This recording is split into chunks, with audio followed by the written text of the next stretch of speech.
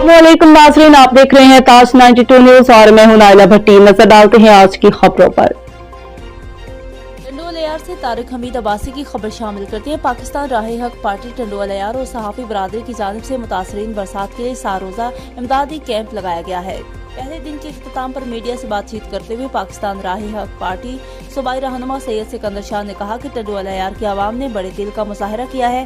13 दिन से पाकिस्तान राह-ए-हक पार्टी मुल्क भर बिलखसूस जिला टंडोअलयार भी मुतासरीन की इमदादी सरगर्मियों में मसरूफ है। 5000 से ज्यादा राशन और 50,000 के करीब अफराद में पका पकाया खाना तकसीम कर चुके हैं। मेडिसन, मच्छरदानी, खैमे, बच्चों के गिफ्ट, फ्रूट, अंडे, प्लास्टिक, तरपाल, नकदी और दीगर जरूरियात के अशिया भी पाकिस्तान राह-ए-हक पार्टी की तरफ से तकसीम की गई हैं।